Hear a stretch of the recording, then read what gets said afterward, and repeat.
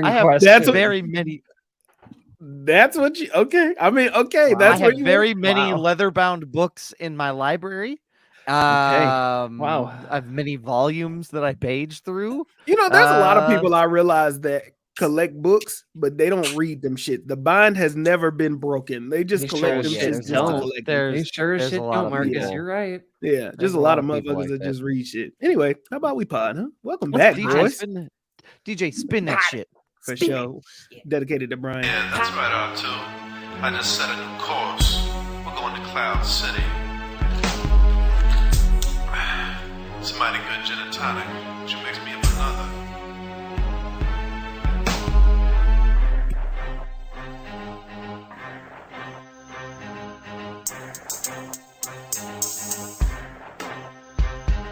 Impressive, now release your anger. You must have sensed that your friends are in danger. Oh, why'd you slice off my hand? It's imperative that you understand, or be what would never bother. Tell me you about your father. He told me enough. He told me you killed him. Then there's something I must reveal. Then I'm your father. I'm your father. I'm your father. I'm your father. I'm your father. I'm your father. I'm your father. I'm your father. Knock him out the box, Luke. Knock him out. Knock him out the box, Luke. Knock him out. Knock him out the box, Luke. Knock him out. Knock him out the box, Luke. Knock him out. Knock him out the box, Luke. Welcome to Films in Black and White, everybody. Right. How are you all feeling? We have a fantastic Monday to be with you all. To those that did not enjoy the chaos that was last week, don't worry, don't fret, sleep easy. Yikes. Brian is back, everybody. Yeah. Our buffer is back, baby. Our buffer. Cheers, to Buffer being back. Yeah, cheers to the buffer. Toast to the buffer. Because boy, howdy, did we need it. Boy, wait till I upload this clip from last week. I didn't want to upload it till Brian listened to the episode, but you know, wait till I upload that clip about the green M&M. You know, Yeah, that's the real thing. You know, as I listened, I was like, "Hey, this is full, unfiltered, just Doug and Marcus without anyone being like, hey, what? Explain that." And it just keeps going, and it's like a runaway train, and I love every Don't minute stop of us. it. Brian, what was your favorite? What was your favorite? What moment made you go, "Oh shit"? I mean, like look, I knew. Let me put it this way: I knew I was in for a good time when I saw the promo image of the green M&M, and I was like, I know where this goes. Yeah. I know what, And you know who's responsible. and I know exactly who's responsible. Yeah. And then there was AI art of big Texas, and Don't forget Mr. Boo. I And can't forget Mr. Boo, And which Mr. Boo. at that point I was like, am I okay? Is there like a second meaning here? Am I, or no, it's all face value. It's all face value. No, Okay. there, Brian. Don't dig. Yeah, Don't no, dig. It's yeah, right there please. at the surface. You'll get it. Yeah. You'll get it. Yeah. Everybody loves so the allegory alligator. That's right. if you haven't listened to last week's episode, put in your AirPods, buckle up, and have a good time, because I had a good time. I had a good time with it. We'll upload all of the comics, our new comic book run that we'll be doing with all of these Yeah. characters too, as well on the page. So. Partnership with Chat GPT, but yeah. I it loved was all those not. It was comics. Bing Creator. Image. Bing Creator. Oh, okay, yeah. Yeah. But we have a fantastic episode. We're gonna hear about Brian's trip to Tennessee. I got to make sure I call it by the right thing, otherwise he might be confused. To the mountainous region Brian, of Tennessee. Look at his nickname. He changed it. He changed his nickname. Oh, he did. He did. Listeners, you have to understand, it was motherfucker. a puddle. His Chiron was a puddle before we Yeah. started recording. Yeah, Now it's but an educated man. Which, yeah. okay. Here we But go. we watched The boys are back. Godzilla Minus One, We did. which is why we are Films in Black and White plus one. They sort of cancel each other out into a great episode. Hopefully everybody saw what I was doing. But we are going to talk Godzilla Minus One. So spoiler alert here at the top, just so that way you know. If you haven't seen it yet, Yes. and you don't want us to ruin it, just there you go. That's what you got. Like all of Godzilla movies too, while we're at it. Like, Yeah. we're probably gonna talk Yeah, about pretty it. much. Yeah, Pretty 'cause much we'll compare 'em. anything. Yeah. But gentlemen, we have a whole ass episode that we need to get into, and I'm going to turn it on over to Brian Roush, aka Baby Bear himself. Brian, how you feeling, sir?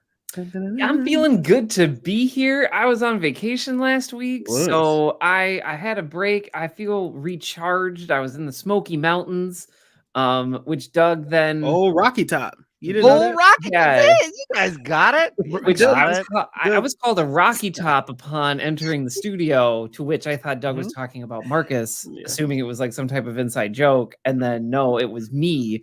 And then I was like, does my hair look weird? No, it does. I mean, a little, but like not like a rock top. Apparently, that is what you call people in the Smoky Mountains in Tennessee. I guess it was a song that was written by the Osborne brothers, and in the song there is a lyric that says, "Wish I was on old Rocky Top down in the Tennessee hills," but people think that they pulled inspiration from the Thunderhead Mountain area in the Great Smoky Mountains. Well, I'm proud to be called a Rocky Top, even though I didn't know what that was, and I'm glad it was explained to me. So, yeah, I'm here. I'm ready to jam. I was excited that we got to review this movie because Godzilla Minus One has been on my list for a while, and then Doug was like, "It's on Netflix," and I was like, "Done. That's easy. Everybody's got Netflix. I got Netflix." Yeah, we'll talk about that too, because we all might be ditching one streaming service here shortly. Yeah, we're looking at you, Max. Yeah. Jesus. Yeah, no, I'm happy to be back. It was good to recharge my batteries. Smoky Mountains, beautiful area. I recommend you go there for vacation. But yeah, I'm happy to be back with my guys talking about movies. So be back. Brian, why is your nickname Baby Bear? My nickname is Baby Bear because we were lucky enough to see 3 baby bears and a mama bear when we were on a trail the last night in Tennessee. We didn't know if we'd see anything, and we were like telling the kids, like, we're just gonna go out. I don't know if we'll see anything. And we turned the corner and there's a bear. And like the bears are just like, I'm from Minnesota. I did not live in an area with bears. And so everything I know about bears is like, oh my gosh, don't approach the bear. Get away from the bear. Don't make a lot of noise. And then all of a sudden, like people are just pulling up in their cars, parking like that. There's a bear there. And I'm like, oh, you're being real loud right now. And like, they're just hanging out, just 4 bears, 3 of them babies, just hanging out with a bunch of humans. And I'm like, this feels weird. Meanwhile, I'm like, with my 2-year-old Aiden, I'm like, please be quiet. And he's just like, bear, bear, bear. And you like immediately, like, just like a repeated machine gun, like bear, bear, bear, bear, bear. And so I'm like thinking we're going to die. Nope. Everyone just got the cameras out and we were taking pictures of bears. It was a surreal experience. It was great. I was super happy to have it. I've never seen a bear in the wild before. So there you go. That's like a cherry on top for a trip like that. So like we were really hoping to make it happen. And like the last night I was like, hey kids, this doesn't always happen. We need to be prepared for there's a bear. That's awesome. That's Brian. I'm so glad you had such a positive experience with bears. The only time I've encountered a bear in the wild was you got what? Okay, wait. I just want to say I love when Doug does this. Yeah. I love when Doug does this setup when he's like, "Hey, I'm really glad you had a really great time there." The only time I had a terrible experience. It's like almost every time the opposite experience. Yeah, what exactly happened to you, Doug? Well, now I don't want to say it. Well, I want to know. I want to know too. Well, that's too bad. You should have thought about that before we had a comment about it.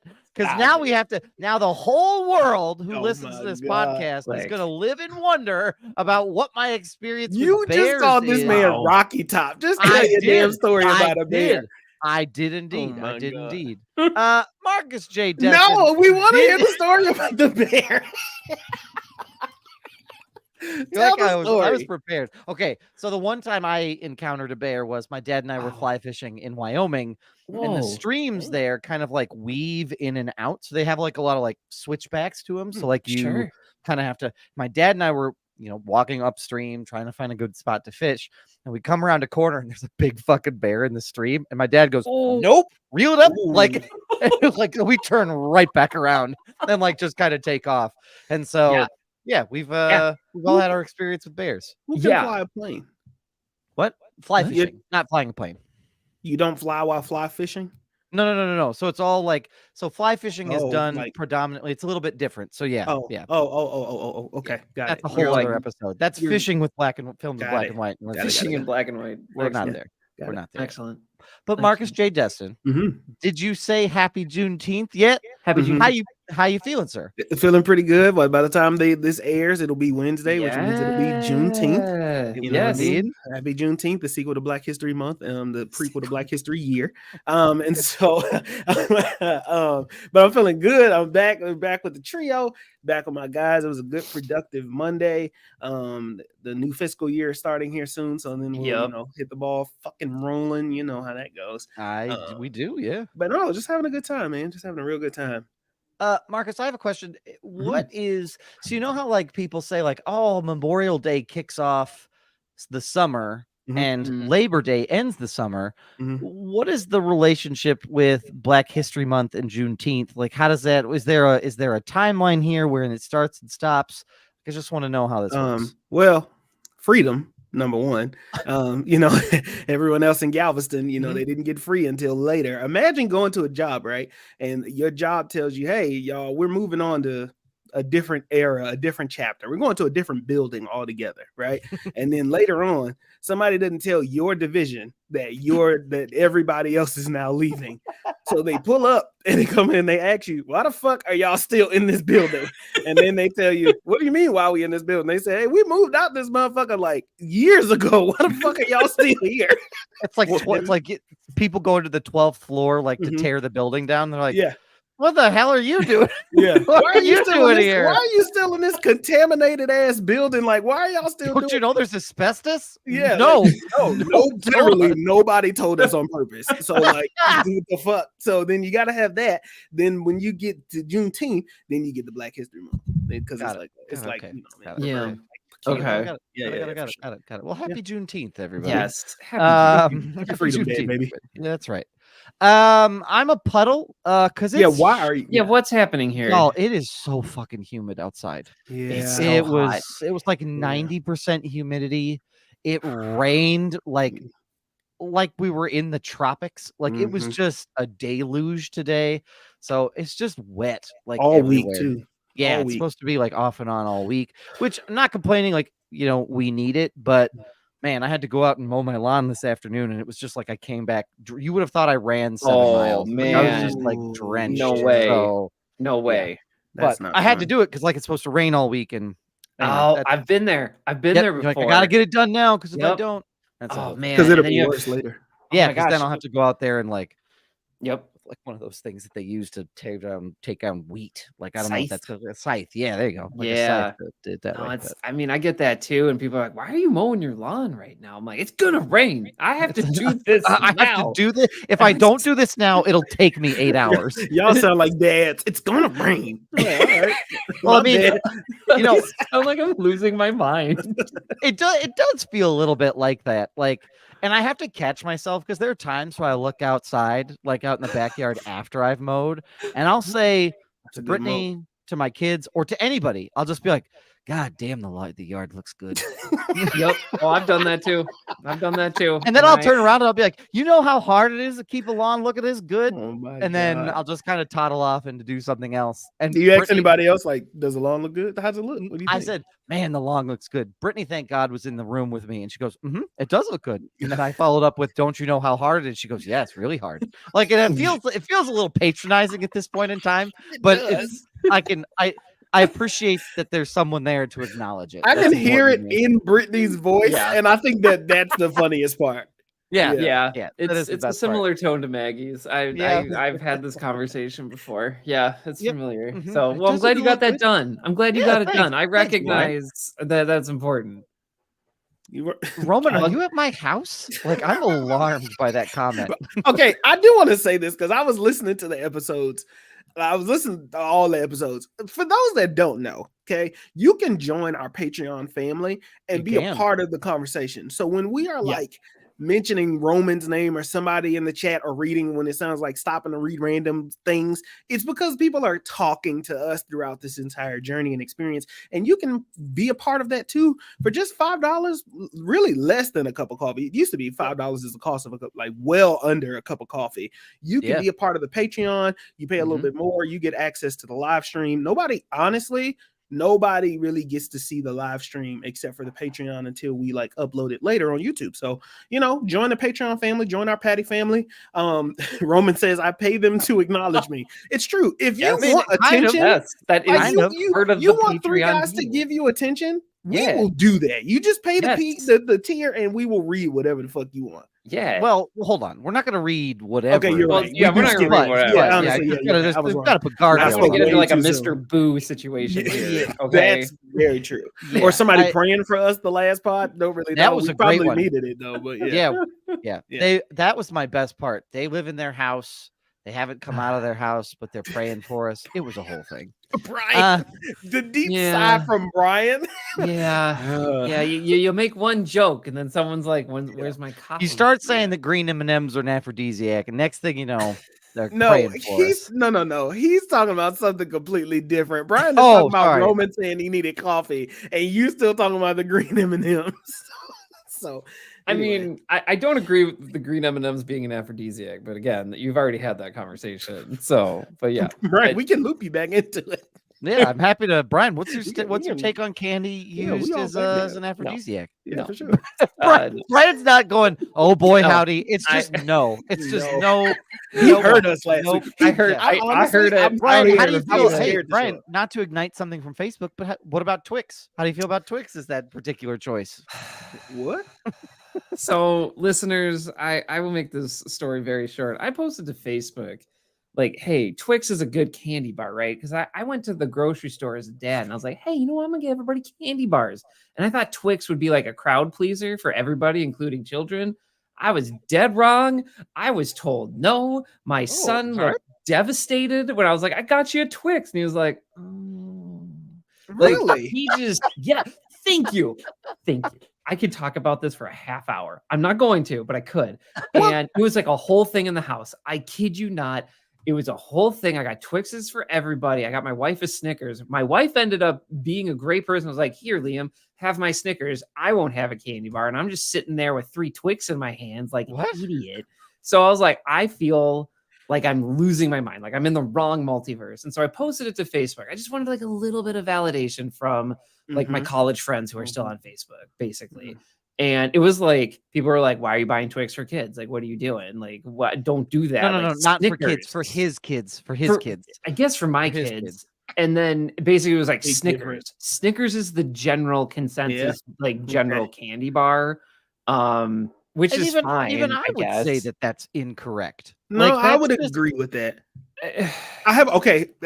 Can we actually talk about this? Because sure, we haven't had a moment for the three of us to just shoot the shits. And Godzilla Minus One will be there. It's been out for a while. It's a good movie. It's not going anywhere. It's not going anywhere. So, okay, what's the question? Is it candy bar for kids or candy bar in general? It is like general candy bar, just a crowd pleasing candy bar. Like you have to show up somewhere and to just like put a good foot forward. You're getting candy bars for everybody, and you only get one. Like you can get one type box. Of candy bar. Okay, what would everybody get? What would that be? Okay, and let's go just chocolate. I have a question. I have an order of operations question. For sure. And I know that this is going to be, it's shocking coming from the candy fiend, but do the Reese's double pack, does that count? Yes. Yeah. Okay. That's all I wanted to know. That's all I wanted to know. Chocolate. Not the Reese's, I would say not the Reese's Pieces. Not the Reese's Pieces or M&M's. I would say if you're saying candy bar. Like candy bar. Yeah. Candy bar. Yeah. Okay, yeah. I think I would go with a Crunch bar. That's fair. Because that's my favorite. I would go with a Crunch bar or a Snick. I'm gonna take Snickers off the table because Maggie, I feel like a Snickers is a cheat code. Everybody loves a fucking Snickers bar. Hey, I don't know. I could take or leave I could take or leave. Really? I love fucking Snickers. Snickers just feels like the most generic candy bar to me. Like it's there and it's fine, but it is to me the option you choose last because everybody else wants something else. Damn. To me, whether it's like Mhm. a Milky Way, a Twix, your 100 Grands, your Three Musketeers, your Hershey chocolate bars, like it always feels like a second. It feels like everybody's backup. Feels like everybody's second choice to me. I don't know, Doug. I don't know if you feel the That's same. interesting. I do, because if it's my family, I'm just buying 3 regular Hershey bars because my kids don't like any like fuss or frill with their chocolate. That's all that they care for. They're Straight like, chocolate, is no there almonds, chocolate? no nothing. Nothing. Just Like if there's pure, chocolate, can uncut. I have it? Yes, pure uncut. Give it to me straight. is the way- Cocaine, but it's yeah, cocoa. It's Cocoa, Scarface with chocolate. cocoa. Yeah, Like that Mhm. is that's their approach. Now for me, if someone's buying me something, like if someone's like, I'm running to the store, I want to grab you a candy bar, it's on me. What can I get you? Sure. It's gonna take me a minute, but I feel like I'm probably gonna go with a Hershey's cookies and cream bar. Oh, really? Ooh, specific, and I like it. And I don't know what it is. There's something about those that I don't know if it's the white chocolate with the crunchy pieces on the inside, but that just it takes me to another level. That's for you or for the house? That's for me. For the house, it's a regular It's Hershey the regular bar. Hershey's bar. For me, if someone's like, "Hey, it's on me, Doug. Okay, what can I I'ma get throw you, one Doug more. Wagner?" I'm gonna get that's what I'm getting. I want to throw one more like monkey wrench in here because I feel like dealing with your houses, you know your kids, you know your That's families. true. Like I I imagine when Brian asked the question, I do now. I thought I did. Broken, but I do now. No, that night you got to broken. understand. I was like, I'm living in a different reality. So now I know now. Go ahead, Mark. Yeah. I just want to know. Like, let's do it to a room, like of just people, right? Like we're all going to the same place, but what would we bring? Like this room? What kind of candy bar would you bring this room full of people? Not your kids, not anything like that. Just the room. I feel like now I would go Hershey's because of like peanut allergies. I would go straight Hershey's because it's like considerate. That checks most of the boxes. I know it's not gonna make like everybody screaming happy, but everybody is probably gonna get a bite. That's probably what I'm buying a box of. But if it's just me, like I'm getting that dark chocolate Milky Way. That's the Hershey's cookies and cream version for Doug for me. Yeah. If it's a big crowd, I'm probably going the General Hershey's. That's smart. See, and I feel like I would do something different. I would be far more inconsiderate, and I would get probably Reese's for everybody because that's a that winner. Peanut allergy. Yeah. But I also know again that appeals to the masses. Like Yeah. it's one of those things in the same vein of like most everybody there can have it. And again, but if it's kids, Brian, you're probably right. Like if I'm bringing it to say, like I'm responsible for providing a candy-based treat for Harrison's class, it's probably regular straight up chocolate for that exact reason. If it's actual adults, I'll probably bring it just changes. But it's one of those two depending on the audience. That's interesting. I think definitely for me, bring me a crunch. Like bring me the crunch, bring me a bunch of crunch. Don't really matter. Be the guy that is supposed to bring candy but brings quarters instead. What? He brings quarters. I thought there was they can get their own candy. Oh, I guess. Well, Roman's also saying that he takes a bit of honey over Twix. I don't know. That's sociopathic behavior. That's a good piece of candy, right? I mean, I don't think I've ever had bit of honey. However, if I am trying to have a conversation with myself where I'm trying to justify candy, but I'm trying to be like, well, I'll get this because it's healthy, right? Like when we all do that, like, I'll get a chicken sandwich because it's chicken, like not realizing that it's deep fried twice. I will get a Pearson's nut roll because the peanuts, and I'll be like, because it's got protein in it. Like that's that's my delusional, like that's my delusional, like, you know what? I feel like candy, but let's get a little protein. That's a stretch. It is a sense of delusion that comes from a deep, dark place. I feel that's incredible. I've never gotten quarters. I've gotten unwrapped candy before. I don't know what just Halloween free floating. I don't know what Halloween happened to you, but no, I've never got quarters. Like as a kid, my kids have never got quarters. I got stickers once. I got stickers, a pencil. I got an apple. I think I got toothpaste one time. I got a rock. I got a rock. God damn it. All right. Well, that's our cue. Yeah. That's it. But gentlemen, we have an outstanding game of Catch That Quotable. Catch that quotable. Silky sounds of Marcus J. Roman is paying for the Patreon with money with quarters he got from Roman. I think that was trick or treat quarters until we get more Patreon members, brother. Oh my gosh, trick or treat quarters. Trick or treat quarters is the AKA. Like, trick or treat quarters is absolutely the AKA. It absolutely is the AKA. Trick or treat quarters. Is so good. Yeah, I don't think it's been. By the way, Brian, is that a Diet Sprite in your hand? Yeah, it's a Sprite Zero. Brian, do you understand what you've done to my DNA? Well, like I tried that once now, and that's weird. all I can think about. I did not know it left such an impression on you. When did you start drinking that because of Brian? Like 2 weeks ago. Like you just saw him drinking it on the pod? Yes, because I keep seeing the can, and I'm like, God, I want to try that. And then I had it, and I was like, this is so fucking refreshing. Exactly. Like I was mad about it. What tastes different about it?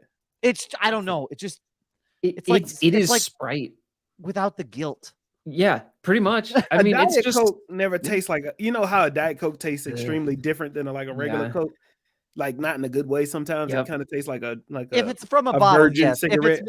If it's McDonald's, all bets are off because they've done something to their Diet Coke. That's different. No, that's different. I think the one that comes from like Sam Club tastes like a virgin cigarette. Like it kind of just like feels like it doesn't taste like anything. Like you hit it and you like, I could not just be smoking this, but I need to smoke something. That is such a specific experience and taste, and I love it. I absolutely love it. I've never smoked a cigarette. So I wouldn't know what the fuck the difference is. No, honestly, I'm not. I mean, Sprite, sponsor us. Like, we'll talk about it more. But like, I will gladly. But listen to this episode. Don't go back and listen to the last one. Don't listen to the last one. If you need me to make Bing AI generator have Big Texas holding a Sprite Zero Sugar, I will gladly put that in the prompt. Anyway, but gentlemen, are you ready for this week's quote? Hit me. Gentlemen, here's the quote. All right, folks, stand back, clear the area. This is a crime scene now. Secure the perimeter, dust for prints, check for fibers, scan for DNA. I want a urine sample from everyone and get me a latte. Don't mix up the two. End quote. What is this? Man, I right out of the gate, it feels like Naked Gun. I don't know if it is, but man, it feels like it. I was wondering. I was thinking Will Ferrell. Then I thought animation. Yeah. Naked Gun is really good. It feels like an animation, but the P joke kind of throws me for a loop. The DNA, I don't think that's Naked Gun. No. I'm going to read it one more time. I have a couple places where I think it's going, but I'm going to read it one more time. Yeah, dude. All right, folks, stand back. Clear the area. This is a crime scene now. Secure the perimeter. Dust for prints. Check for fibers. Scan for DNA. I want a urine sample from everyone and get me a latte. Don't mix up the two. Here's my two guesses. This is either the Happy Time Murders, which would have that, like that was that murder movie with puppets. That's a good guess. Or I feel like this could be Boondock Saints. Oh, I've never seen Boondock Saints. Oh man, I feel like this is something Willem Dafoe said, but I don't know. That's just where I'm leaning. Is that a funny movie? But like Willem Dafoe in that movie has several lines where it's like, is this supposed to be funny? Is it not supposed to be funny? Yeah. He kind of teeters on that like funny, insane line. Yeah. I don't know. I don't think it's Boondock. I don't think. Okay. All right. It feels more lighthearted. Okay. But I'll be honest with you, I have zero guess. Like I don't even know where to start, and we're out of time. So let's call it. I'll go with the Happy Time Murders. Brian, you're gonna go with I'm the still going Naked Gun. I'm gonna go with the other guys. Nice. Okay. Just for shits and giggles. Let's do it. Oh Jesus, we were way off. Way off. Amazing. Way off. You want to give us another shot here? I will give you one. I will give you one more shot. Do you want a hint? Yeah, give me one word for sure. Oh, You were. Let's put it this way: you were on the right track with animation. Okay. And your hint is lizard. Lizard. Oh, my stomach is growling. Lizard. That was your stomach? Oh my God. That was my stomach. Yeah. That was loud. I'm hungry. I have not eaten. Also, Roman says water is the hint. That's also a good lizard water. This is gonna be something. It's an older movie, isn't it? 2011. Is it Departed? I don't know. I have no clue what this is. It is not. It is I not. don't know what it is. What This is is from the 2011 movie Rango. Oh no shit! Whoa. Okay, that's very niche. That's a movie Very I niche, have not very watched a specific. lot. But yeah, I only saw half of that, and then That I makes fell asleep. So, yep, got it. That's Yeah. Johnny Depp. Is that Johnny Depp in the Yeah. lead? Johnny Depp. Yeah. Yep. I like Yeah. the animation style of that movie. I did too. I thought it was fun. Yeah. Yeah. And it's also just a little bit weird, which I enjoy. Mhm. Mhm. So yeah, that's very much my jam. It's good, Roman. Well, Good there we job. go. Nice job, Wow. Roman. That was a Good one. deep cut. Good deep one, cut, Roman. That sounds like a Johnny Depp line. I could hear it now. Yeah, the way he says it. Yeah. Oh, yeah. Gentlemen, anything before we get into Godzilla Minus One, anything that you all want to plug? Or no, not plug. Any news that you have. Sorry. There's a lot of just random news out there. Jordan Peele announced his new That movie was date. one I had. Yep. Was Oh, it well, 10, I'll let you 23, take that one. 26? Yeah, you can go ahead and take that one then. That's literally that's it. He announced he released an image of a screen and it's just 10, 23, 26, and that's his next movie date. So there's really not much else there to it. So All right. That's fine. there you go. Great. Hey, look at that. We got one. I mean, I feel what was that? We got I don't one. I don't know. It's a lot of random stuff. Marvel Comics unveiled their new logo, which some people are upset about, and it resembles the movie studios logo. Well, So it's like basically the same thing, and you can tell that they're kind of just trying to make everything cohesive. yeah. Yeah, Hang it's on. nothing I have crazy. it. This is like, I mean, this is like the most no-brainer logo I've seen in a while. I mean, it's the red Marvel as you know it, white words on a red background, and then the bars with comics in between, all one line. That makes a ton of sense. Yeah, makes a ton of sense. Yes. I really don't care or mind that. Like, I don't think I care enough to mind it. Like I know what they're trying to do. This is a part of their Marvel's in an overhaul, right? So ever since they've told them like stop putting out so much shit and kind of be like more whatever, they're like trying to make everything cohesive and they're trying to make everything feel Marvel branded. So I mean, I get it. Yeah. Okay, makes sense. I do have a rant. I have two things. Oh, give us your rant. Not like a real crazy rant. No.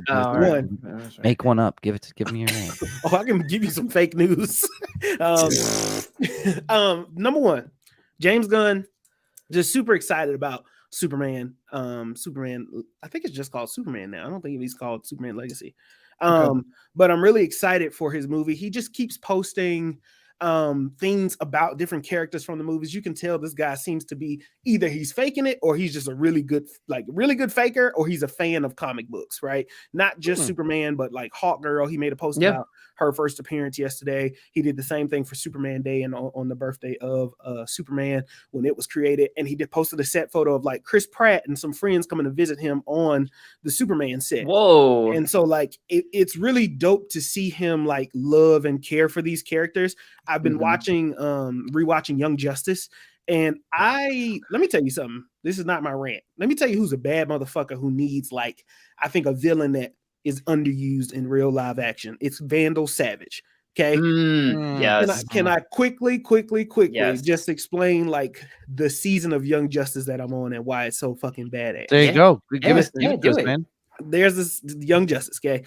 Vandal Savage is an immortal, like mortal. Essentially, right? He's like he's considered in this season the very first metahuman. Okay, a lot of people. This is a side note. A lot of people compare the Justice League to the Avengers. And I think the way that they go about the metagene, they should honestly be comparing Justice League or this, if they go about it the right way, to X-Men, because they push them the same way.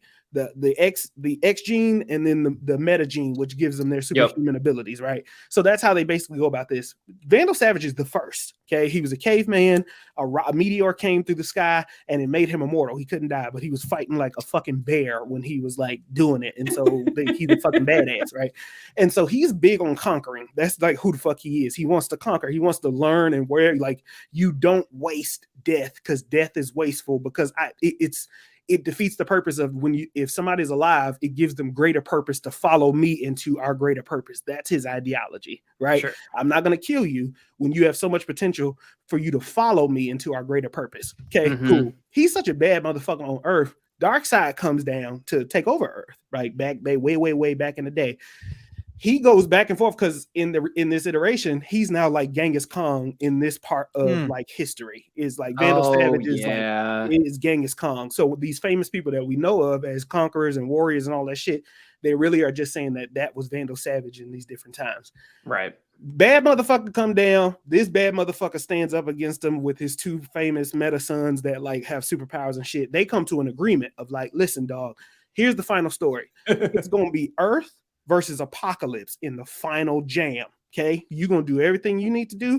I'm gonna conquer this, and we're gonna come to an agreement that in order to make it us versus us two, we gotta push everybody else. We're gonna do for each other. We're gonna have each other's back so we can make it a fair fight at the end of the day. So it's gonna be Doomsday versus Vandal Savage. Okay, which means Vandal Savage like started this org called the Light, and the Light is in control of everything on Earth to make sure everything is in motion, because Earth is considered his property, right? It belongs to Vandal Savage, and it's his like it's his investment, because he treats the Earth, the entire Earth, like, so he partners with Lex and he partners with all these guys. Really dope idea to have, of like Superman isn't your biggest character, because Superman is a part of this whole thing that Vandal Savage got going on. Anyway, I think he should be used as a villain. That's all I had to say about that. Really excited about it. Hope we see that in the future. Here's my rant, just real quickly. You motherfuckers in this Blade movie. Okay? Blade lost another director. Okay? This movie is not happening. It's Mahershala Ali signed his deal in 2019, according to his lawyer or his agent, manager, whoever it was. 5 years ago. And this was in a THR article, and they said they've never seen anything like this before, where you sign a deal in 2019 and it's 2024, and you've lost at least 3 directors and had this movie rewritten so many times. Now, Marvel's excuse is, well, now that we're not under the pressure to constantly put stuff out, we want to make sure that we get this right. I understand that, but also this motherfucker ain't getting no younger. You got him holding up and waiting. I'm sure Marvel's calendar and schedule is like, hold on, put a pause on that, because you'll never know when we're gonna shoot. You got him stopping and missing out on fucking deals. Can we do something? Just do something. That's it. That's all I'm saying. Do something or get off the fucking pot. I agree with you 100%. Like, Kevin Feige does a lot of things right, but man, this has got to be one of the biggest missteps in Marvel's history, because and I know that sounds hyperbolic, but you have talent like Mahershala Ali. You sign him in 2019 and you can't figure something out. I mean, even now, as we record this in June of 2024, absolutely bonkers. I can't think of another actor that's even stayed around that long for a project, unless it's like, unless Mahershala Ali signed something that is ironclad with Marvel, which is totally possible that he can't talk about. But man, it doesn't need to be like this. I hope they figure it out. Yeah. Also, Wesley Snipes is commenting on this whole thing. Of course he is. He tweeted today, he said, quote, Blade, lordy, lordy, lordy, lordy, lordy, alongside the side eye roll emoji. Folks still looking for secret sauce, riding snowmobiles in traffic, kind of rough. Daywalkers made it look easy, don't they? Snowmobiles in traffic. My favorite line is, daywalkers make it look easy, don't they?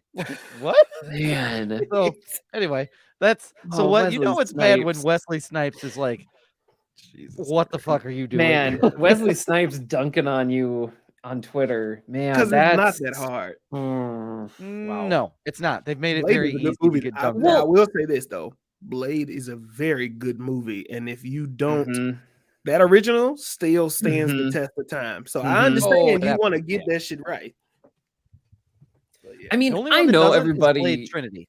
Look, I know Yeah. that's exactly what I was gonna say. I know everybody has their various feelings about the other two movies that were made, and it's fine. But like as a whole, those three movies are amazing, and so I get you want to get it right. But like the idea that the Eternals teased Blade with the Black Knight at the very end, and you're like, oh, clearly this is what's happening next. Like we're gonna have the Sword Bros go do mystical stuff, and then to just never come back to it. Like it has been 3 years now since the Eternals, and Avrasham took everybody, and we have no idea what's happening there. Yeah, actually, we don't about none of that Harry story. Styles showed up as Star Fox for That's- Pete's sake, and like We did. I nobody forgot. knows. Like that fucking Celestial is just in the ocean and no one's seen it and Nobody or said talked nothing. about it. Nope. hey, Nope. She-Hulk made a mention of it in a newspaper, They did. technically, Which for is like the best, 3 which is the seconds. only acknowledgement it's gotten. So Yeah, it is. It is absolutely wild. Yeah. Gentlemen, shall we pivot on over to Godzilla Minus One? Yeah, let's do Pivot. it. Outstanding. Turn it my So who wants to give us a barbershop synopsis for Godzilla Minus One? Honestly, I think Doug has been talking about this movie for a long time. Yeah. I think you should give the barbershop synopsis. Okay, I will do that. So what had happened was, so you got this soldier who is supposed to be a kamikaze pilot, and he does not want to die because his parents told him that the one thing that his parents said when he left for war is just get home. Like whatever it is, just come home. So rather than go out and fulfill his kamikaze mission, he lands on this island that's supposed to be like a repair shop for kamikaze pilots to basically fix their planes so they can go fulfill their mission. Cool. So he lands and they start working on his plane, and they kind of figure out like there's really nothing wrong with your plane. So anyway, so he hangs out there overnight. At night, they get attacked by essentially Godzilla, but very, very small, like a smaller version, essentially the dinosaur version of Godzilla. Yeah.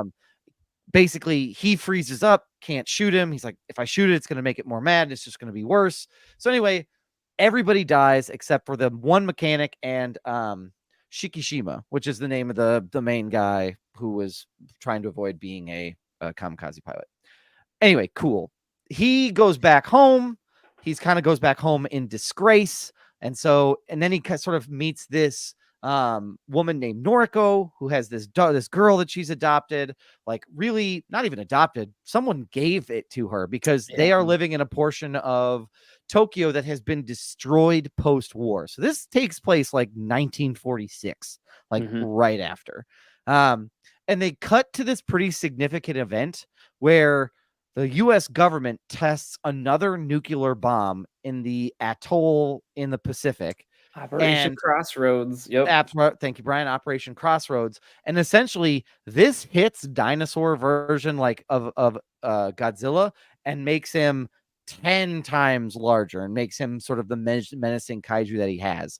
And the only person who has any experience with him is Shikishima, who and there's some geopolitical stuff in here too that gets sort of like intertwined. Long story short is he gets sort of looped in. This becomes sort of like a mission of vengeance between him and Godzilla. He's trying to make up for the fact that all of these people died on Oro Island, where they were doing the repairs. But he's also balancing this idea of like, he's a dad, he has responsibilities. So like, it's sort of a big balance and a big tug of war between doing what's right, this hero's journey of redemption, all centered around Godzilla. Like, and so that is, without giving anything away, that is the best synopsis that I can give you. There's a lot other stuff that happens, but in the interest of not spoiling anything, that is pretty good in there. That's not bad. That's actually really good. No, it's a good synopsis. You filled in some holes for me because I'll tell you what. I feel like, Doug, do you like this because like you love history? This I really like this movie because it was I grew up watching Godzilla, and this was just such a it did all the things that I really loved about like Godzilla movies, but it put such a humanistic take on the storyline. Because to be honest with you, when you watch Roman, you literally have a spoiler alert on the border. Go ahead. We're gonna spoil it. Don't worry. I'm not. I refuse. We might talk about it, but it's going to be accidental spoilers. What? I refuse. Anyway, I have to try this Sprite Zero. I'm sorry. I asked him questions, but the way he's drinking it, I feel like I need to like. He's like fucking posing. He's like, this is so refreshing. Yeah, it was a side profile with the can was like perfectly like. He's like holding it up like this. Yeah, like what's happening? Like what? I don't know what's happening. Anyway, but what I liked about this movie is it did such a good job of like the human element in the human story throughout. Because let's be honest, like the Godzilla of like the 1970s, to quote Harrison, it's silly Godzilla. It's a guy in a suit fighting dinosaurs. The human stories are bonkers. Like they are out there. And so the closest thing that we ever got to it was 2014's Warner Brothers Godzilla by Legendary Pictures, and that had a very strong human element. Yes. And then they went and they made this whole like monster verse, and to get back to that, and then also to get this back to like it's a Japanese production, and to see that side of it is so cool. And so I appreciated of what it was. It was like an homage to the old school, like very first 1954 Godzilla movie. And the other thing that's really great is it did really well. This budget, it had a budget, according to IMDb, a budget of $15 million. No way. Its gross worldwide is $115 million. Jesus Christ. 15 million, and though that Godzilla looked so good. Effects were so good. Brian, I will work the rest of my time while you talk about those effects. I will find a corroborating source. No, I believe you. It's bonkers to me because, I mean, for people that have not watched this movie, there's a sequence that starts off. And if you're familiar with CGI, you're like, okay, you're going to put it in smoke and darkness, and we're not going to be able to see the monster. And like they kind of do that for the first sequence, but there's a sequence in the middle of the movie where it goes to another Japanese city that is not not Tokyo. I can't remember the name of it right now. And like in the middle of the movie in broad daylight is CGI Godzilla, and it looks exceptional. It looks phenomenal. It looks like what Godzilla would look like in a city in the daylight. And I was shocked. I was like, you're not even trying to hide. You're not even trying to Morbius this of like, oh, it's in the dark. You can't see stuff. No, it's standing on its own right there. And they made that with $15 million. Like Brian, according the budget is between 10 and 15. According to British GQ, British GQ cites it as $10 million. IGN cites it as $15 million. The reality is it's somewhere in between there. That's still impressive. It's so impressive, especially I know I'm picking on Morbius, but look at anything else even that Marvel puts out.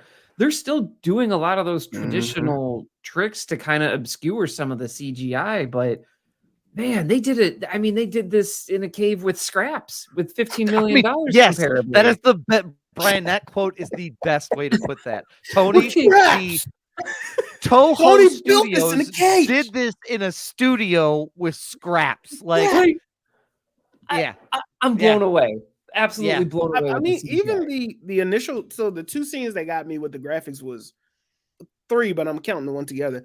One, the first shot when they first show Godzilla on the island, the original island, and they put the spotlight on him, and he rushes that was incredible. The tower. I was like, oh shit, like this motherfucker can move. Number one, I'd hate to see that bitch in a dark alley. And then the other one was when they're in the water and his face in the water, but then when he's healing and regenerating, I was like, oh fuck, that looks really good. Even near the end when they do that again, or they hint at that at the end, I was like, damn, that's really good graphics, like in broad daylight too, like no nighttime shit.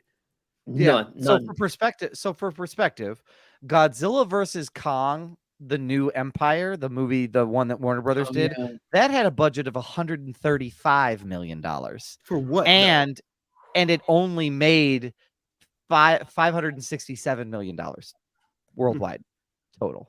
So if you put that in perspective, this movie did less, spent less, and did better in terms of net revenue growth, like net revenue gain at the percentage, end. As a percentage, it knocked it out of the water. What was the other Godzilla movie that came out at the same time as this? Like simultaneously, it was kind of weird because it was the first time. Was that it? Was it Godzilla? That was it. And then Apple also did a series called that's what it was. Godzilla like Monarch Legacy or something like that. And that one is a little bit different. That one is good, but it's good for different reasons. So, that one is like, hey, do you like all the monsters that you don't know about, but they're kaiju and you might like them a lot? Then you should watch that. Because like Godzilla shows up for like 6 seconds and the rest of it is all the other monsters. Oh, so, nice. I could do that. Yeah. It's actually kind of neat. Gentlemen, other things that you all like about this particular movie? I mean, it told a good story. I think your lead character, what was the name of the lead? I have the character. Oh, go ahead, Doug. Oh, Brian, please. I wanted to double check because I wasn't sure if this was the same name you had, Doug. I had Kochi. I had Kochi. That's what I see as the lead. Shikishima is what I had. That's the last name. We're on the same page. That's now. the last name, and they all that's the last name because in Japan they call you by your last name first. So when they were calling him, they would see it. So I've seen this movie both with an English dub, and then I saw this in the theater in straight up Japanese. Oh, did you? I watched it in Japanese. Yes. Yeah. Oh, where did you watch it in Japanese? Brian or me? Brian. I watched it on Netflix with Japanese with like English subtitles. Oh, that's an option. I would have watched that instead of watching the damn dub. I started it up and like it was the dub and it was just like, hello, sir, good to see you. And I was like, I'm gonna throw something. Like I can't do it. And I messed around. Like I went down to the audio options and there was that was there. So Shikishima. All right, good. I just wanted us to get on the same page. Because I was like, Shikishima was talking about the same person. Can you watch it? We have a comment about can you watch it in German? I'm sure you could. If it's a Netflix setting, I'm sure you could. Yep. I mean, you want to test your limits? Go for it. Yeah, it's your world, squirrel. I mean, you dealing with like a bunch of multiple different. Anyway, I feel like the lead. I feel like the lead in the movie is really good, right? I think when you talk about humanizing a character, I love this idea of like this guy's considered a coward, right? When he comes back to his hometown, when he comes back, anytime he mentions that he's a kamikaze pilot, everybody already knew what the fuck he did. Like if they was like, oh, you the one that fucking ran away. Even when he was on the island, and even when he tried to like fake the life and take the pictures from the guys that were on the island, and you know, kind of, I guess, live it as it was his own. I guess trying to outrun that guilt of being a coward. And now he doesn't only show that kind of cowardice. Some may say cowardice. I'm sure there's another word for it, but like he does that multiple times, right? It happens on multiple occasions. He does it with the kamikaze. He does it as a pilot landing on the island. He does it when he's supposed to shoot Godzilla in the face, and he doesn't. Oh, yeah, you're right. Then he does it one more time before the end. He's willing to essentially live. He goes into it like, oh, I'm gonna go, I'm gonna kill myself. I'm gonna put the bomb inside the plane and then fly into Godzilla, and then that's how we're gonna get it done. But I think he does it one more time where he does something he doesn't do something he's supposed to do, or whatever the case it may be, and people die on his behalf. And then he gets this redemption arc. Well, and you see this, like he has the same like level of fear and trepidation with being responsible for Oriko and the little girl of this, like this level of I'm filled with shame for myself. So how can anyone possibly want me to be a part of their life? Like my parents died because I wasn't here to protect them. I didn't even follow through on the mission that I was being, what I joined the army to do. And then on top of that, I'm now responsible for these two people. And one of them, according, if you like read into the dialogue, they've had a conversation about getting married. And he said, that's not what I want. Yeah.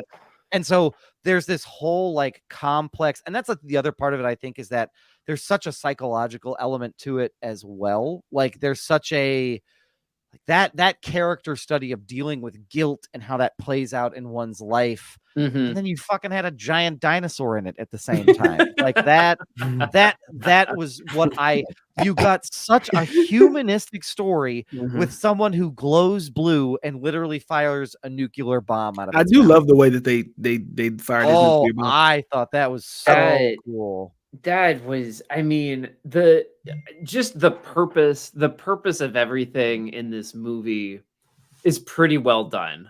And I think that's something that stands out with it. And it does remind me of Godzilla 2014 a little bit of like, no, there's a reason we're doing this and why Godzilla is the backdrop. Because, right, you can paint a lot of things onto Godzilla. You can paint the United States and their intervention and nuclear weapons, right? There's an entire metaphor for that. There's an environmentalist perspective with Godzilla. There's there's just straight up like, hey, you want to see a monster? Like perspective of Godzilla. Like you can paint a lot of stuff onto it. And I think the thing that made this movie so effective was that it was so intentional with how it used Godzilla that it wasn't like a shock, and it wasn't like, oh, Godzilla's here. It was just more like, oh no, like this bad thing is happening, and it happens to be a monster. If that makes any sense, like it was almost like a disaster movie set in the 1940s, except the disaster was a giant dinosaur and not an earthquake or whatever it might be. And I appreciate that intentionality.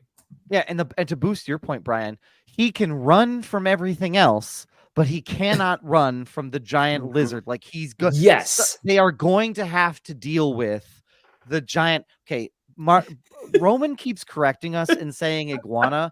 The only reason why we say dinosaur is because they say it in the movie. They say it was a giant dinosaur. So you're not wrong. Yeah. In the 1990s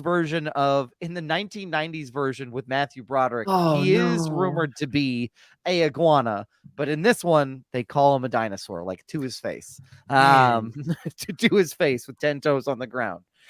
So like Brian, he can't run from that, and so it's sort of like okay, you don't have any choice. Like you can't run. There's no out. Like what are you gonna do? What are you gonna do here? Because that lizard is literally destroying your town and killed the only person who cared about you and you cared about. And so how are you going to respond to that?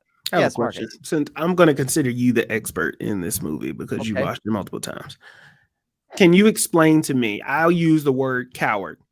You used the word. What was the word you used? You said that I said that he showed cowardice. You said that the description says he wanted redemption. Yes, in the movie description. I did not read that as that.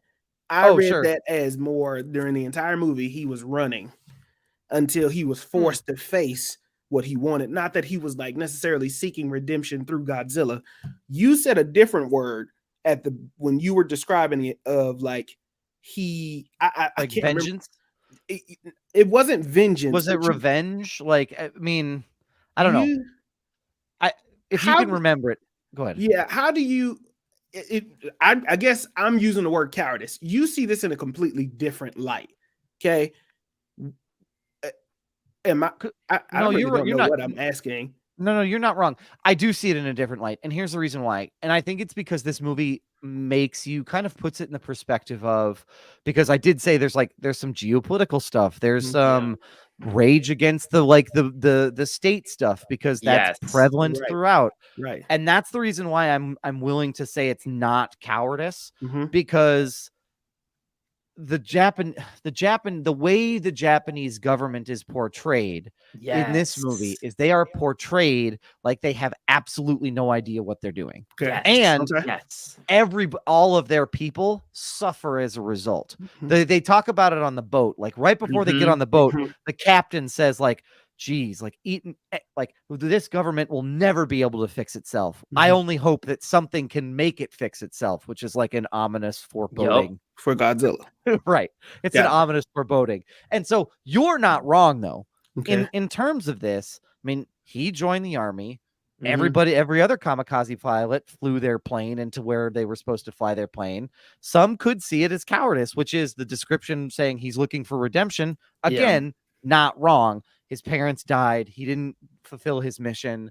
He's not owning up to his responsibilities as a parent. Where I see that this is also complicated is at the end, there's this whole thing where his 4 friends are like, if you fly your plane into Godzilla's mouth, you are still a coward because you are not taking responsibility for this for your family, and you're leaving your daughter parentless. So like that's where for me it's like it shifts and becomes like that's where the layers are there for me a little bit more, and why I enjoyed it a lot. Yes, I have another question. Okay, I've kind of figured out what I wanted to ask.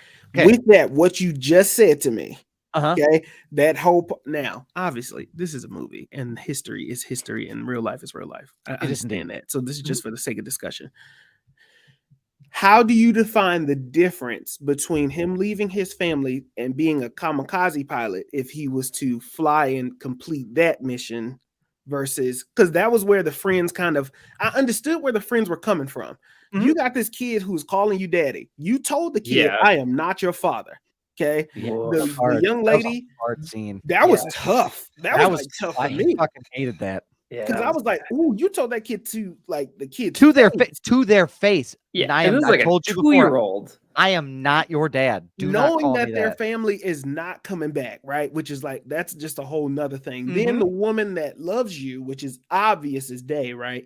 From the moment, which another thing that I love was the relationships that they built, because you could tell from the very first interaction, she won't go nowhere. No, it wasn't a lingering person that was just using you for whatever.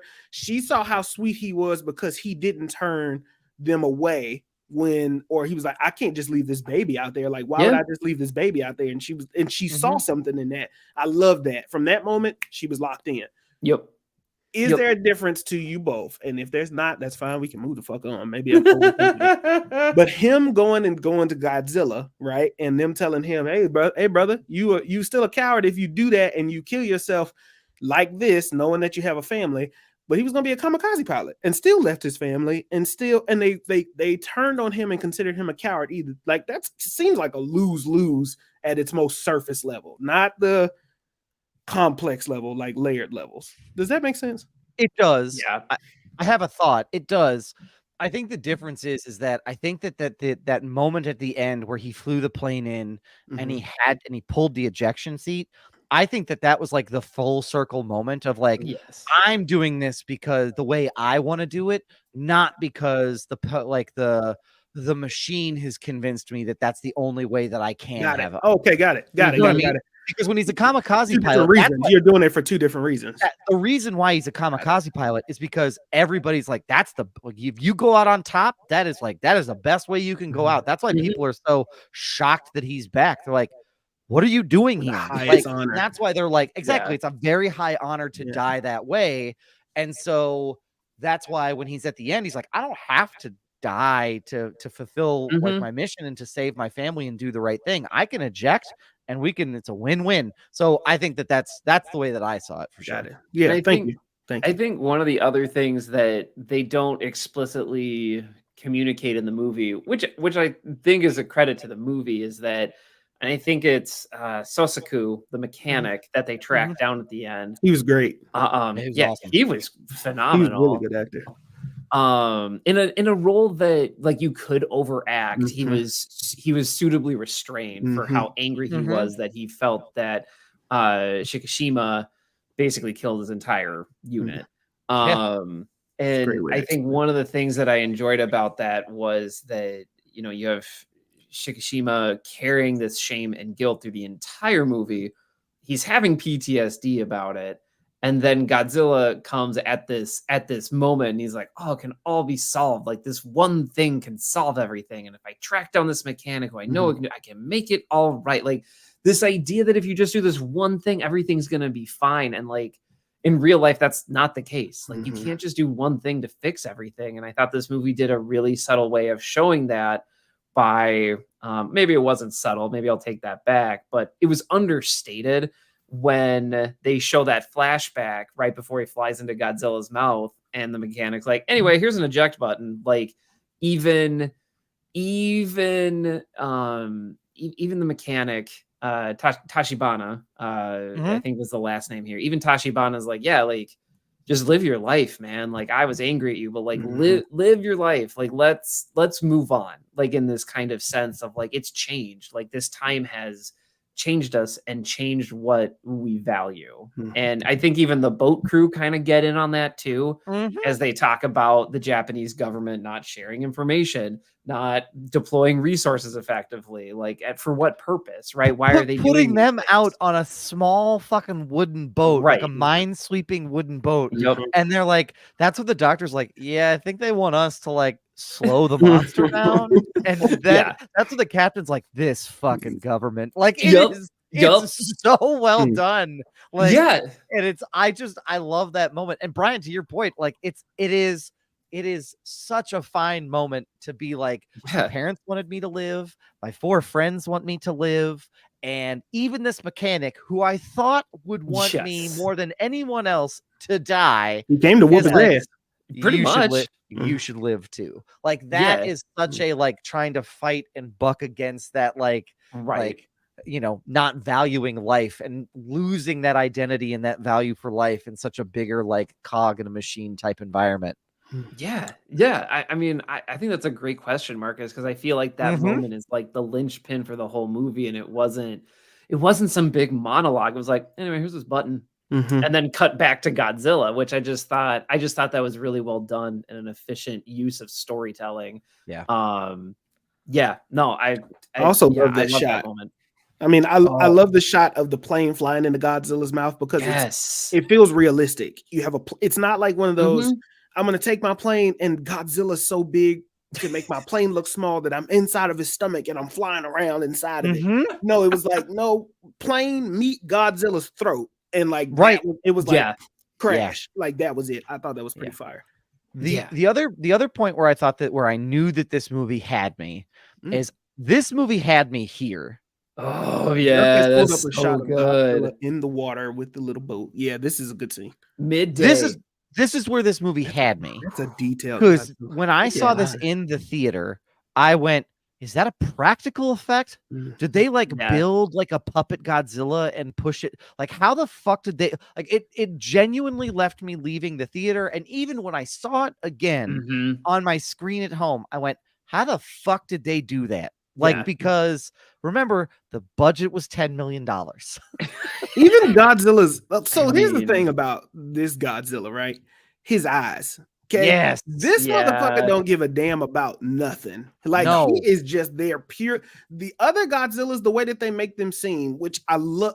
I think I love how they handle Godzilla, right? There's so many iterations of it, and you can pick your favorite. There's the animated, there's this one, there's the movies, there's the goofy buddy cop Godzilla gorilla movie, whatever that is. Funny Godzillas. Yeah, funny Godzillas. But like this motherfucker meant destruction. He's stepping on people as the funniest scene to me was the news reporters as they're reporting that Godzilla is coming, right? And they're like, he looks like to be headed this way. Is this our final moments? Is this what's going on? And he just knocks the fucking building down. I love that about this. Yeah. Those eyes are just like, holy shit. Like, deep. Does not give a shit at all. So, yeah. Roman said they had the real Godzilla portray himself. He has a producer credit. Self-credit. I love that. Good for him. You know, he's been overlooked a lot. I'm glad he got that EP. I'm glad he got that EP role. No, I mean, I agree, Doug. I actually forgot about that sequence, so I'm really happy you showed that picture because I was thinking of the downtown explosion for the midday shot. That midday shot when they're on the minesweeper boat is like I was enamored. Like I couldn't stop looking at the detailing of Godzilla and being like, is this like a Jurassic Park situation? Did you use both CG and practical? So is it like and he looks deranged. Yeah, like the best way possible. Crazy fucker. And I think that was such a good creative choice because like the Godzillas we have now, it's like there's kind of some sentience there, and it kind of just reminds me of a little bit too sexy. I don't know. It kind of reminds me of a dog, which is fine for those movies. I'm not bashing those movies, but like a Godzilla dog is like he's kind of friendly, he's kind of mean, whatever. You can understand its Godzilla motivations, right? Like the thing Right. that's so awesome about this Godzilla is it's like, oh no, like he's just a on monster. he's on the same mission of vengeance as anybody else, No. and he's doing exactly what animals thought. He was like, they blew up my island, they tried to kill me, so Yup. now I'm gonna go fuck them up. Like that is literally that thing's Animal motivation instinct. is Yep. you attack me? Well, I'm bigger and better. I'm Well. gonna go mess you up. And the best part is how this movie ends is just like Shikishima's mission wasn't over. Godzilla's isn't. Yeah. And so He's like still that, pissed. and I love when you take a concept I didn't even think about and then you expand it into something else. When they said it was just like a radioactive mutation that let him just like grow his shit back, I was like, of fucking course. Yeah. Like I never thought of Yeah. that. Like it was Yeah. just, I loved that was so well done. So why is it called -1? That's a great question. I have no idea. Oh, okay. My assumption, I got to the end and that was all I interpreted needed it to know. as like, hey, this is like Godzilla, but like we're going back. Like take a step back. Sure. Yeah. That's how I interpreted it. Okay. But yeah, they never. I mean, there's not a Superman 4 Quest for Peace moment in this movie. It's not Thank like God. it's Godzilla minus the one. You know, like that never happens. To its credit, thank goodness. I'm so glad that didn't happen. The title that would've symbolizes Japan's lowest point after World War II and how Godzilla's arrival made the situation even worse. Oh, Okay. okay. Yep. You know, something I do want to say about this movie, and like I will totally own the fact of my like privilege being a US citizen, and getting history from US schools, is that like I did not know the extent of devastation the United States left on the Japanese mainland. And when I saw this movie, I was like, oh, yeah, I guess I wouldn't know about this in high school. And I'm not necessarily I don't know, maybe I am blaming a school system, but like basically I was like, I never thought about this. Like everything I learned in my history class, it was all US focused. And it was like, we dropped the bomb and we won, baby. Go USA. And to see this movie be like, anyway, these people don't even know where to get food and they don't have houses. And there's just people leaving babies because they're stealing food. That's pretty flippin' bleak, and it did snap me out a little bit of like, yeah, like this is not great. This is bad. And I feel like having this entirely Japanese perspective after the Second World War was it was informative for me. And just how bad it was for the Japanese after 1945 when the war ended. And even that's peppered in throughout the entire movie of like Japan not even having like a standing military force to fend off Godzilla. And they're like, hey, US, like what's up? Like help us out. And they're like, we're fighting the Soviets. Actually, we're not supposed to be there because the Soviets will be mad at us. But you know those boats that you use to basically like blow us up? Use a couple of them. Go nuts. We don't give a shit. Wait, they don't have guns on them though. Don't worry about it. No. You can put new guns on them. Like that's basically how that operated. Yeah. This is why I knew Doug loved this movie, because of the historian in him. Because the other part of this that people don't think about is like, you think like, oh man, why did we hang out in Iraq so much? Because that's our playbook. We're an invading force, and then we just kind of hang around for a little while. Almost like when someone goes in to like break up a party and they hang around to make sure you clean up. Like, don't you have a party again? Make sure those cans go where they're supposed to go. And it's like, you already took all the alcohol away. Leave us alone. Right. Like, yeah, absolutely. Yeah. No, like great. The American imperialism of it all is so blatantly on display, and the humanistic component of it, which they don't, I'm not going to say they deep dive it. They just make a comment about it because the focus is so much on like, we can do this. Like we as a community can defend ourselves from this giant monster coming from the ocean.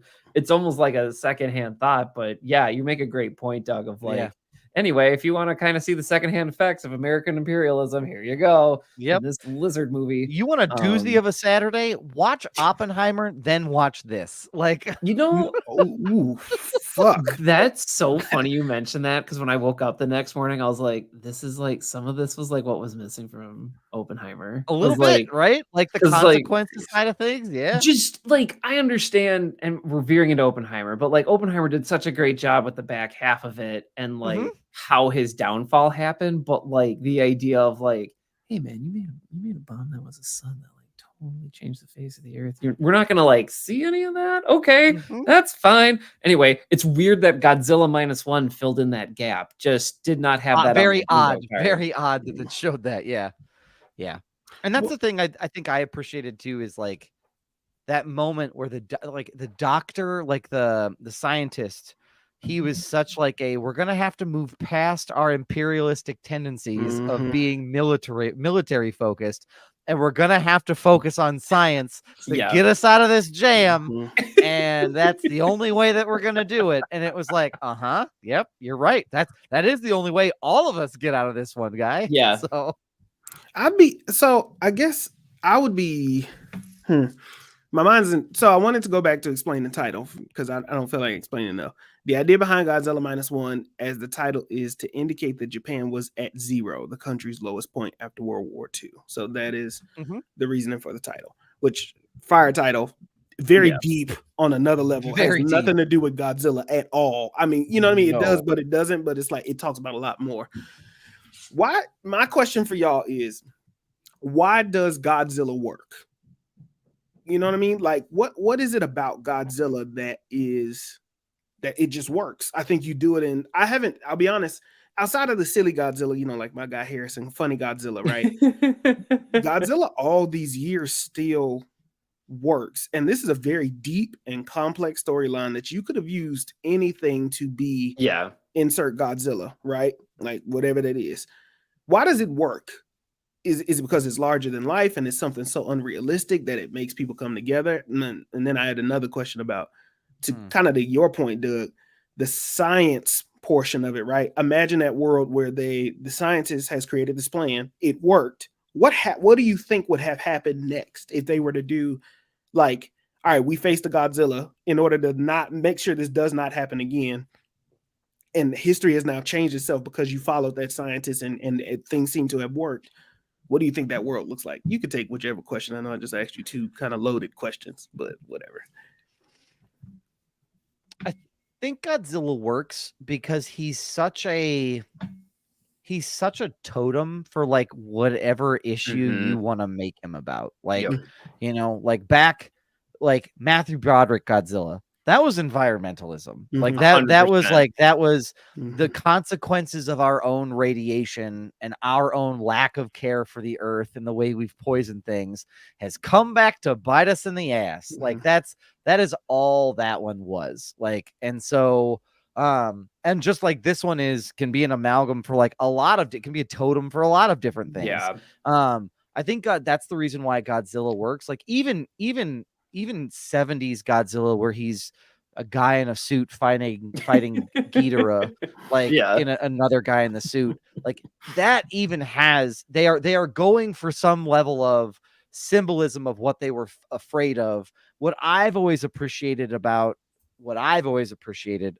Godzilla is Godzilla always felt like a commentary on the United States. Like from my perspective, he always felt like a commentary of like, you all bombed us back into the Stone Age, like, and you weren't even remotely concerned with what the consequences are. So it always felt like a commentary on, for me, Godzilla always felt like a commentary on, we are always still living under almost like they are the consequences of the nuclear war that was waged on us. Yes. That we'll never be able to escape. There's always this like underlying threat that we are going to have to deal with something scary at some point in time, a problem we didn't create, but we are now going to have to be responsible for getting ourselves out of. And that's what I've always like looked at, and why Godzilla works for me is that level of symbolism throughout all of it, of like, they took this action. And whether that's our children growing up like with some sort of birth defect, that's the real life, or it's a giant monster that comes in, destroys our cities, or fights a giant moth and then like goes on off into the sunset.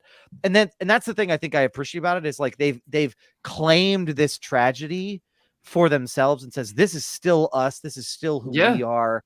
And that's what's weird is like by all tense and like by all circumstances, Godzilla should be the bane of their existence.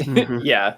And yet in every like 70s Godzilla movie, he is seen as a hero. Like he is, that is the one that is for Japan, that is moving us forward. And it's just, it just feels really like it's a weird concept, but that's the reason why it's always worked for me is that it can represent just about anything, but there's this level of like the consequences of us as Americans and US citizens, the actions we've taken and what that effect has been long-term. Interesting. That's a great answer. Yeah. I mean, I think Doug covered it. And I think the only thing I would add on to it is that I think for Godzilla, it's also pretty easy accessibility. From an accessibility standpoint, like, and I mean this in the best way possible, but like you say Godzilla, you're like, oh, big green monster. Like I know exactly what's happening, and it can work on multiple levels, like the atomic level that we described. It works on this like person on the ground just trying to survive a disaster. It works. I mean, even Roman just commented like, talking about how these atomic weapons should probably be decommissioned because they will kill us, whether it is from a nuke or from a giant monster like Godzilla, like consequences we can't fathom. And there's another movie called Shin Godzilla, which is essentially fucking bonkers. Which is essentially like it is only focused on the government officials trying to deal with a disaster and red tape of how to take care of Godzilla. And it's Godzilla is this concept of just like it is disaster right in your face, and there's no nuance to it. Maybe I should walk that back, but it's very direct. It is very direct. There's a giant lizard out there that is spewing atomic fire, and you got to deal with it. Which I think is a contrast to some of the things in our world. Even back in the 40s and 50s, I guess I could say, but like. Some things can get talked out of the way or stuck in committee or, oh, we just don't talk about that anymore. Or we don't bring that up at dinner. Like Godzilla's in your face. He's outside your window and you have to deal with it. And forcing those people to have those interactions from a narrative standpoint, I think is what has always kept its relevance. I think I just wanted to add that on. Those were two great answers. That was a great addition. Yeah, that's well said. I think for those that don't know, Shin Godzilla is where Godzilla has like opens its mouth, but like it has a top part and then like two separate bottom parts, and he looks really weird. But that's because, again, super weird. You can make him look, however, it's so easy to understand. The point I was gonna make is I think that's where, don't get me wrong, the modern MonsterVerse WB like Godzilla movies are entertaining, but they do feel a little just a smidgen soulless because it is very much like we just made the big monkey and the big lizard fight. Yes. Like that's all we did. Like we made them fight each other. And it's like, but why? It's like, because you paid to see him fight, baby. Like that's why. Like, and so it's just that's the part of it where it's like, and you can even make a sense like Godzilla versus Kong is about like technological advancement and like there's still sort of an angle there, but it's just like it's so lost in the like circumstance. It is. And I feel like those movies have its place. Oh, for sure. They don't like what they could cover. They absolutely don't. And instead, it's like, what if Godzilla had lasers? Or like, what if there was a monkey army instead of like, what if they stood in for technological and environmental progress? Right. Well, that's the American. No. That's just to Doug's point or everybody's point. I think that's just Americanizing this character that probably has more significance as like a original Japan, like a character from Japan. Point. Jesus Christ. Like an American version is laser mechanical Godzilla, make them fight. Like you have big monkey, you have big lizard, you make them fight. Like that's such an American response, right? And it's like I think that the new Godzilla had a lot of potential with this monarch type of world. Man. That was that's why King of Monsters works so well. Yes. And King of Monsters, I love King of Monsters. It's so good. It gets sillier. Like that's where you take Godzilla. I remember the shot in King of Monsters when Godzilla is walking through all of the fucking debris and dust to go fight the other big. I think that was King of the Monsters. He's like go fight the other monsters, and it looks like fucking death and disarray. But like this one resembles that because this Godzilla wasn't fucking around. Matter of fact, he might have ran a 4.40 because that fucker was fast. Like when they put the spotlight on him, he dipped quick as hell to go knock the damn tower over. But like it gets. The Godzilla versus Kong, I haven't seen it yet, but I'm assuming it's just as silly as it's Godzilla and Kong fighting side by side. It has its place, and that's really all I had to say. I think y'all responses for that Godzilla question was really fucking phenomenal. By the way, that was great. Well, go ahead, Brian. I was gonna say like, and I'm not saying like Godzilla completely owns this concept, but I do feel like it is one of the ones that you can revisit very frequently and put a new spin on it. Like I think zombies, you can talk a lot about it there, but I don't think it has the same sticking power as Godzilla. Like obviously alien invasions and stuff like that is like movies like Oblivion, but like there's nothing there that has stuck as much as Godzilla to me that represents a lot of that. So yeah, like some stuff has come and gone, but Godzilla I feel like is still the best example of it. I agree. That would be fire, Roman. I have a question, but Doug, I want you to go. Yeah, so I had one little fun fact that I wanted to drop on y'all. So you all know that my affinity for like the Godzilla song. Oh, sure. Great sample. Yeah. Yep. Great sample. Shout out to Pharaoh, Monster Simon Says. But then that like so that fun fact was a song that was originally used as a part of a Japanese war propaganda video that they repurposed for the Suite for Godzilla. In the original, yes. Godzilla Suite, I think it's Godzilla Suite Part 2 is what it's referred to as. But that song is to add like sort of some further layer and context to it all. It was made by a Japanese composer, and it was made originally for Japanese like propaganda videos that were used during the war. Okay. I love that detail. Yeah. Jesus Christ. I had to know. When I heard it in this, I was like, I gotta fucking know like where this was. So I went down a rabbit hole. I know we're starting to kind of close in here. And one thing I do want to say about this movie was that I do appreciate how this movie made such a concerted effort to like actually think through how these characters would deal with Godzilla. And I know it's really easy to just like, it's Godzilla. We gotta just shoot a big gun at it, or we make a big robot Godzilla, and then we fight it. Which is fine. Like I love Pacific Rim, and that I just described. That's Pacific Rim. Yep. And I own it on Blu-ray. Like they should make more. I love it. I love that movie so much. Pacific Rim is so good. It's so good. But like in Godzilla, it like looked at Pacific Rim and then it was like, no, not like that. And instead, no, not like this. No, Daddy, no, not like this. Like they completely throw out that playbook of like got the big guns. And I love the fact that their giant plan to take down Godzilla is to like give him the bends. And that's it. And when I'm watching the briefing, they're like, okay, here's what we're gonna do. There's a big trench in Tokyo Bay. We're gonna put him down. We're gonna put him down. And then if that doesn't work, we bring him back up. And I'm just like, honestly, it's funny, but also like this is so relatable. And maybe it's because we lived through a global health crisis, but I'm like, yeah, this is the conversation people would have of like, I don't know, we just have them go up and down, and then just we hope in the ships they tie him up and we hope for the best. Good luck, everyone. There's no backup plan. I loved that plan because it was so practical. It was materials they would have used. It wasn't anything like combat focused, and it was really using your noggin.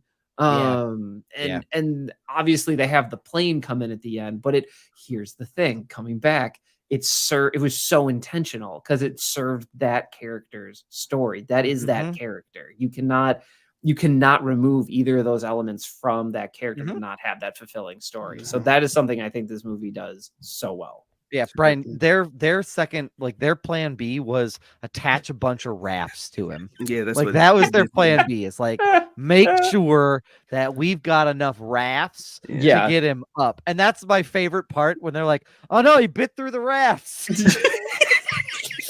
like, yeah, like because when they was like, "Well, what's the backup plan?" Everybody look out this window. A raft. Right. And I was like, "That's it." I was with the guy who was like, "So what happens if this doesn't work?" Right. Like, well, no. It'll work. It'll work. Like, It'll you can't work. think like that. You gotta fight for your country. What? Presented differently, this movie's a comedy. The ships collide in the middle of the plan too, and the admiral's like, "I don't know. Good luck." Yeah. Yes. He's like, "Man, this is relatable." Yeah, my favorite is the two scientists looked and went, "He'd shoot through the raft." It has like such Super Troopers vibes of like, we've already pulled over. We can't pull over any further. Oh my like, gosh, that's a perfect comparison. Yeah. Oh my Gentlemen, gosh. this apparently the way you get me to act right on a pod is to get me to talk about Godzilla. I mean, because all of 180, by the way. All of the jokes went away, and I was like, "Oh, we're talking about Godzilla? Shut the fuck up. We got to take this shit seriously." He left me hanging where I had to like figure some shit out. Like, I was like, Marcus was like, "Well, I guess it's just me." Anything else that you all have to chat about, or anything else you want to talk about as it relates to Godzilla?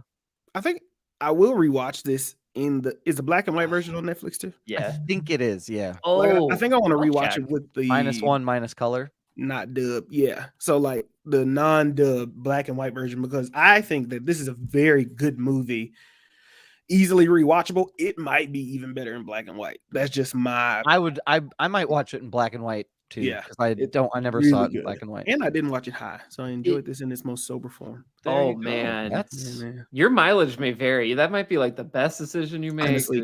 Honestly, yeah, I should do it again. Just watching it. I have a great time regardless. No, so the rumor is, this is only rumored, but Godzilla -1 minus color is coming later this summer. Oh, okay.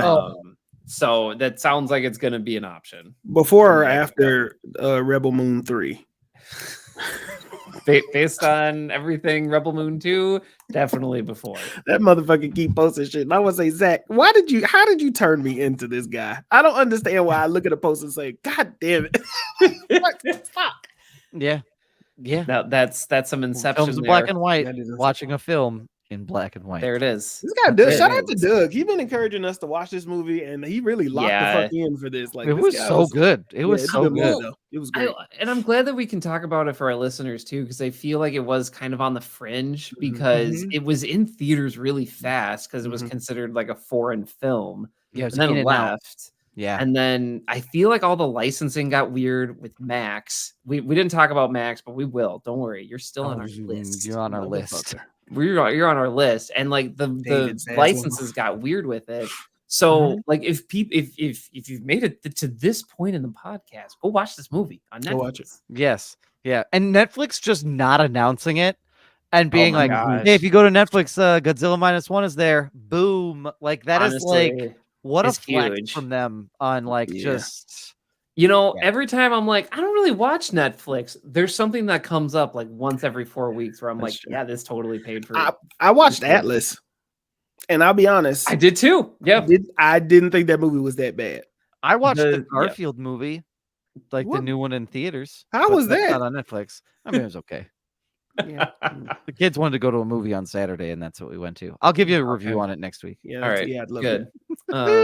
Yeah, I got excited. You guys were talking about movies you watched. Mine wasn't on Netflix. It was. You're fine. No, I mean, we're talking about movies we watched. I watched Garfield.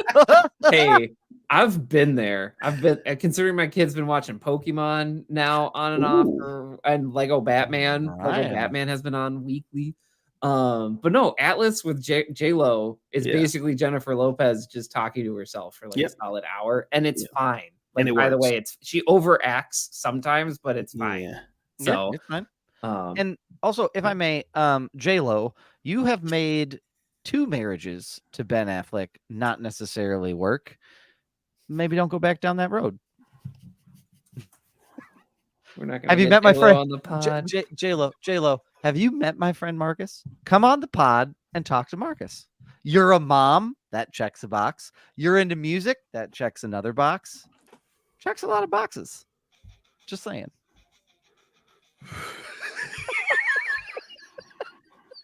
I mean, he's not wrong, and that's the best. I'm not. Kind of that's right. the best part. That's I mean, he's not wrong. I mean, if it happens, J-Lo, like I know you. I'm manifesting that in the world for my guy. That feels like it's starting a fight with me fighting fucking Batman or Ben Affleck. And her purse is full of green M&Ms. Yeah. Fuck. Home run. Yeah. Gentlemen, anything that you all want to plug this week? Hey, folks, I'm here to tell you about Color Me Confetti before green M&Ms get weird. But yeah, go to Color Me Confetti. We're on Etsy.com. You go to Etsy.com, you type in Color Me Confetti. You can find a bunch of printable party event supplies. Super easy. Go check it out. My wife runs the shop. Color Me Confetti, all one word on Etsy. That's true, actually. Oh, Marcus. Go follow the mantra, never offended, always humble, baby. NOAH for short. Go stream some Go stream some Soul Tie, SOULTYE. Go stream some Marcus Destin. Go buy yourself some gear. But whatever you do, follow the mantra, never offended, always humble, baby. If you liked our conversation about Godzilla Minus One, share us with a friend or a family member. That is the best way that we get some traction and we grow as a podcast. If you're feeling particularly generous, head over to patreon.com/films in black and white. Sign up for one of our tiers there. We would love to have you as a part of the Patty family. Brian, come on back with that first step, man. What's our first step, our first key to success? Hey, folks, I was on vacation and that gave me time to read. So if you're taking a vacation, get a book, any book, maybe a book you've wanted to read for a while, because guess what? You're going to have some free time. Use that free time to read a book. You're going to be super tempted to be like, I'm just going to check my phone for like one thing. Don't do it. Don't do it. You don't need to do that. Just read a book. Read a book and look at the beautiful place that you're in. Yeah, read a book. Absolutely. It's true, actually. For sure. That guy's living what he preached, too. 100%. Marcus. You want to make sure Juneteenth is coming up. It's black. It is. Drink some water. It's the best way to put that. That is the best. Yes. Simple and to the point. 5 stars. And here's what I'm going to say. It's still 84 degrees outside. The humidity is like 80%. Wash your ass. Wash it twice. Yeah. This might even be 3 shower. If you're a person who works outside for work, drink water. Step 2. Yeah. Then go home and wash your ass. Maybe in the morning and in the evening, because that's a lot. Just do it for yourself. You'll feel so much better. You'll sleep better. You ever go to sleep and you smell yourself? You're like, oh shit, I made a choice. God. It's ruins the war. It ruins the vibe, and I have a hard time even like sleeping then. So wash your ass. It's your body and your sleep. Even when you think people can't smell you'll do like the little sniff test to be like, can I go another day? Sometimes they can. And women have very strong senses of smell. So if you are like trying to like pursue somebody, always remember they can smell you. Yeah. They can. Yeah. They absolutely can. 100%. That does it for this week's episode of Films in Black and White. We'll be back next week with another fantastic episode. But in the meantime and the between time, welcome back, Brian. Stay safe, stay healthy. We love y'all. We appreciate y'all. We'll catch y'all next week.